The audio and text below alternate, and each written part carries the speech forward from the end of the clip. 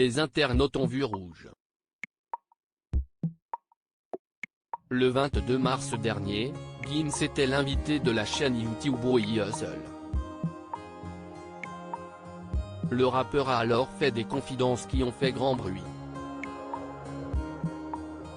En effet, il a donné sa propre version de l'histoire africaine et européenne.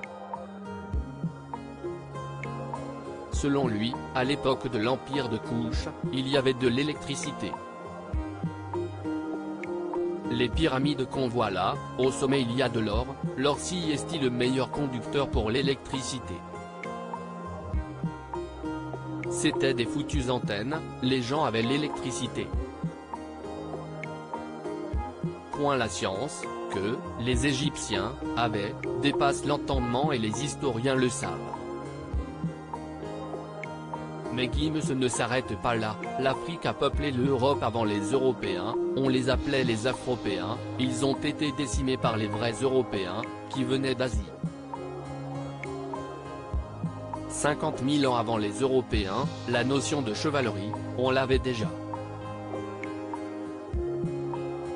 On retrouve aujourd'hui des tableaux cachés dans des catacombes, ce sont des Renois qui sont en mode chevalier, Lancelot tout ça. Bien sûr que cela existait déjà, si est juste qu'il faut connaître notre histoire. Des déclarations dangereuses selon Tristan Menedès France, essayiste et maître de conférences associé à l'université Paris-Cité, interrogé par Le Parisien. Des propos jugés dangereux en effet, le spécialiste regrette que des propos révisionnistes aient pu avoir autant d'audience. Gims reprend à son compte cette idée que l'Occident aurait travesti l'histoire et écrasé l'Afrique en tentant volontairement de cacher sa grandeur. Cette théorie est nourrie par un ressenti de l'histoire coloniale légitime mais elle s'appuie sur des arguments foutraques et sans fondement. Plus grave encore, cette remise en cause de l'histoire s'adresse à une audience jeune. Cela peut déboucher sur une confrontation narrative des collégiens ou lycéens avec leurs profs.